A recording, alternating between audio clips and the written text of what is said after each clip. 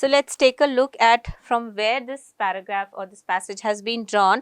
This has been extracted from The Right Kind of Education, which is written by this Indian author J. Krishnamurti. Okay, let's go through the contents. The right kind of education consists in understanding the child as he is without imposing upon him an ideal of what we think he should be. So, the author begins with the title of the passage, The Right Kind of Education. Now, he says that the right kind of education consists in understanding the child as he is, inherently, innately, without imposing upon him an ideal of what we think he should be. So, this part is meaningful. The authors telling us that we should not force upon the child any kind of belief or behavior we expect from the child or we expect the child to follow, because that would be in variance with the natural characteristics or natural build up of the child.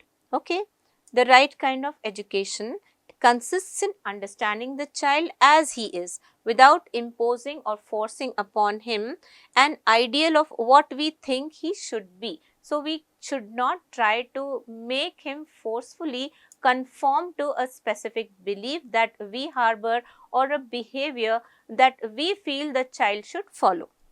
To enclose him in the framework of an ideal is to encourage him to conform. Yes, if we enclose him in this framework of ideal, so we expect him to do something and we bind him with that, we limit him with that, then he would have nothing else to do but no option but to conform, to follow as he has been asked to do. And then this, the author says, will breed fear and produces in him a constant conflict between what he is and what he should be.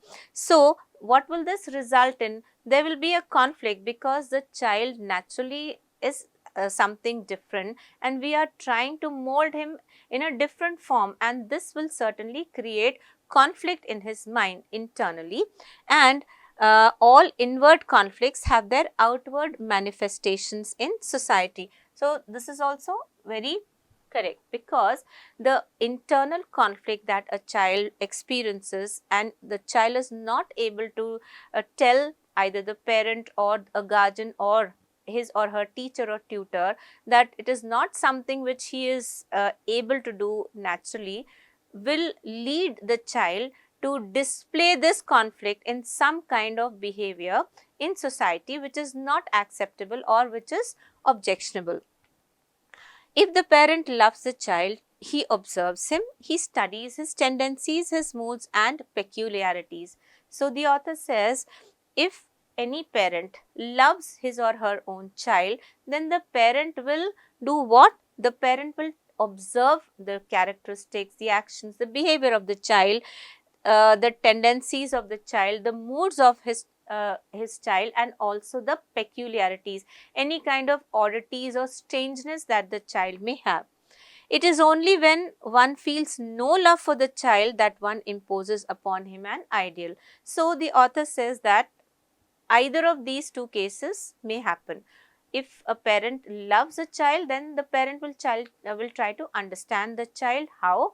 By observing the child closely, not just the child but the child's attitudes, tendencies, moods and even any peculiarities.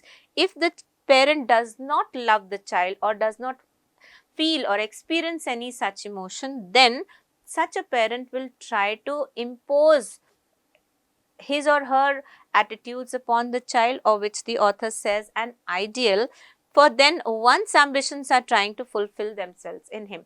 So, the child will be told to do what the parent wants the child to do. So, in a way, the parent is channeling his ambitions through the child, and then what will happen? Wanting him to become this or that. If one loves not the ideal but the child, then there is a possibility of helping him to understand himself as he is and then trying to make him a better individual. Ideals are a convenient escape, and the teacher who follows them is incapable of understanding his students and dealing with them intelligently, For him, the future ideal, the what should be, is far more important than the present child.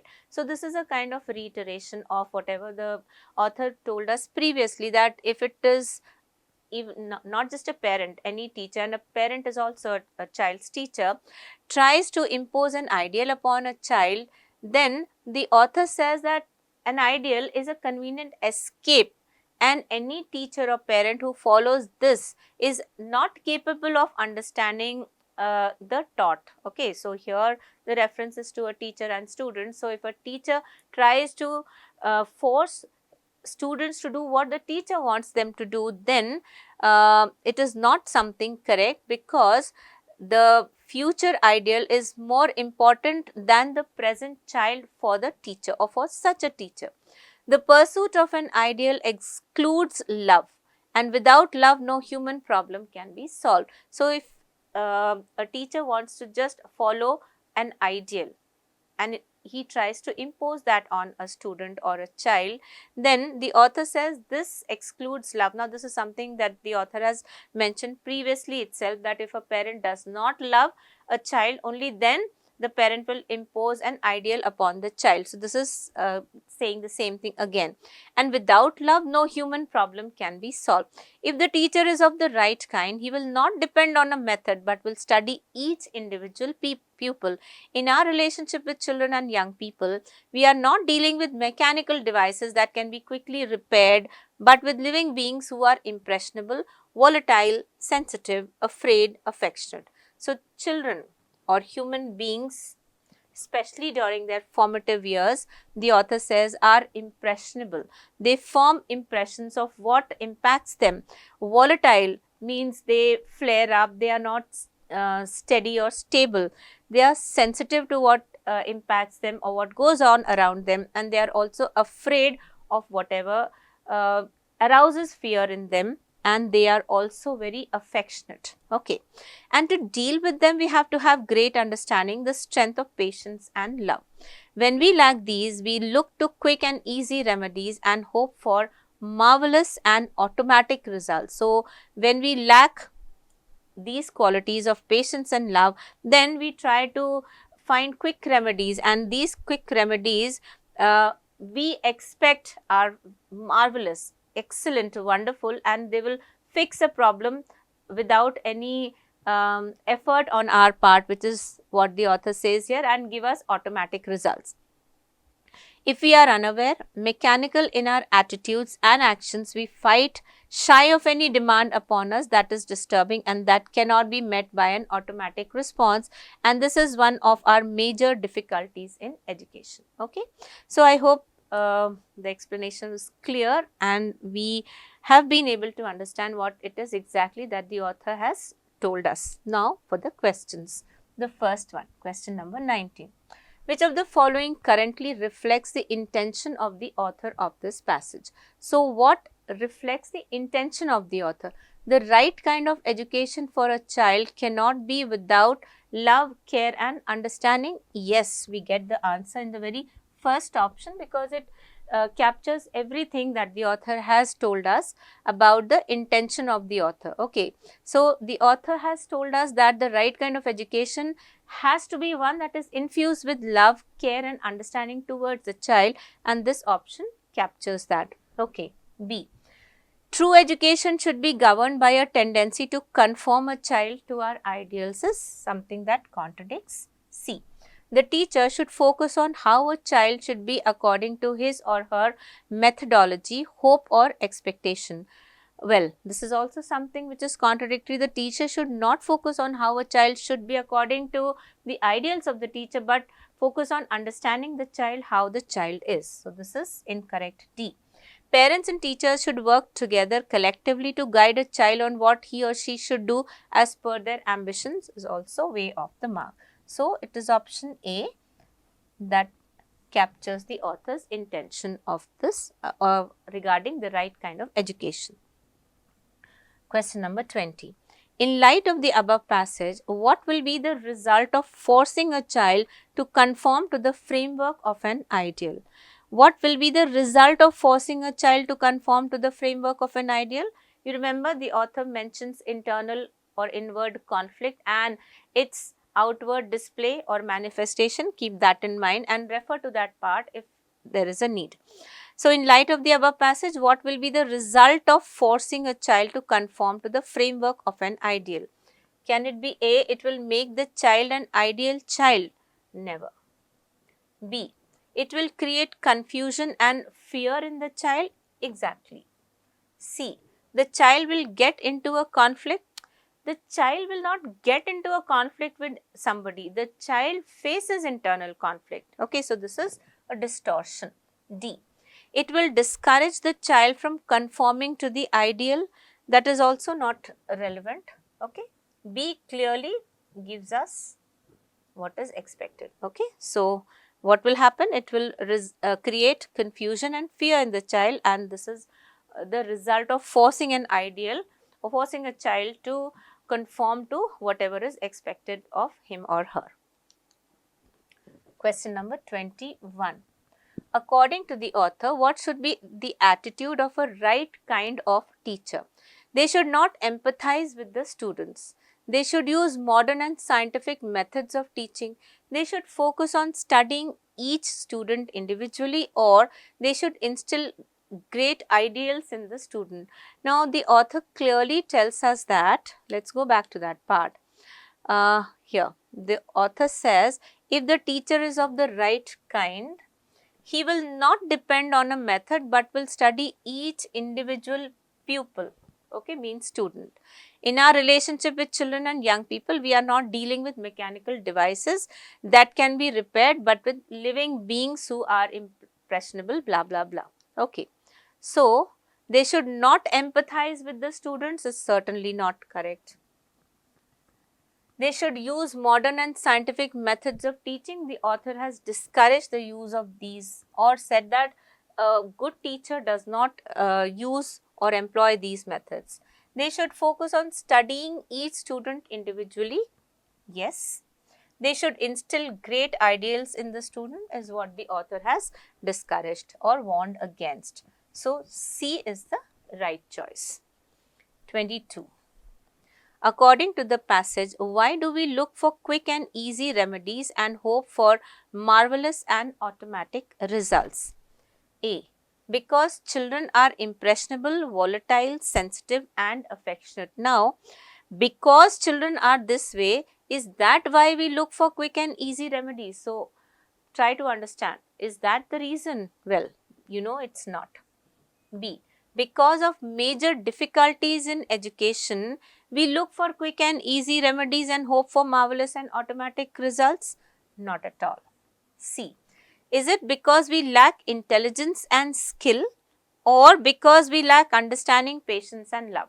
Now, between C and D, you know, C can be eliminated and D is meaningful because the author has recommended this or he has advised teachers and parents not to force any kind of ideal on a child, but to try to understand a child with care, love and patience. And when we lack any of these, then we look for quick and easy remedies and we hope to get automatic and excellent results. Question number 23. What does the passage highlight as the quality of a parent who really desires to understand his child? That should not be difficult. A, they look at their child through the prism of an ideal. The author has warned against this. Okay, so this can be eliminated easily. They observe and study the tendencies, moods and peculiarities of the child. Yes, the author says that if we love our child, then we will try to observe, understand the moods, tendencies, peculiarities of our children, and then we will try to act accordingly. So, they observe and study the tendencies, moods and peculiarities of their children. This can be considered the quality of a parent who really desires to understand his child. So, B is correct. C, they love their child to become someone great as per their ambitions is not the quality of a parent who tries to understand the child. D, they encourage the children to find out what he or she is and what he or she should do. Now, this is something which is correct, but then it's not mentioned in the passage as a quality of parents who want to understand their children. They encourage the child to find out what he or she is and what he or she should do or should be. No, it's clear that it should be, it is only that such a parent observes a child, tries to understand a child, and looks closely at the child's tendencies, moods and peculiarities, so that all these will help the parent in understanding the child better. Okay. Option B. 24. What is the antonym for the word volatile? Now, if you remember, I told you what the word volatile means. Volatile means steady, unsteady, unstable. Okay, something which flares up or which does not stay balanced. Now, we are expected to mark on the antonym. So, what is it? Antonym is the opposite. So, what is the opposite of stable? Unstable, it is stable. What is the opposite of unsteady? Steady. What is the opposite of inconsistent or not constant? It is constant. So, the answer is actually D, because all of these can be considered the opposites of volatile. Okay. So, I hope this discussion gave you some idea as to what kind of passages you can expect in the exam and what kind of questions can be asked. This should also help you gauge the difficulty level and the skills that are tested. Okay, there is a focus on words. So, whenever you read something, you should try to look at the meanings of words that are used in context and also look them up in the dictionary. Try to come up with a sentence so that the usage of the word is also made clear to you, and not just that, be mindful of the contextual meaning of any such word. Okay, so this will certainly help you when you are preparing for your exam. Okay, so with this I come to the end of this session. I hope you found it informative and it gave you an idea as to how you need to practice. Please keep up the practice. All the best. Thank you.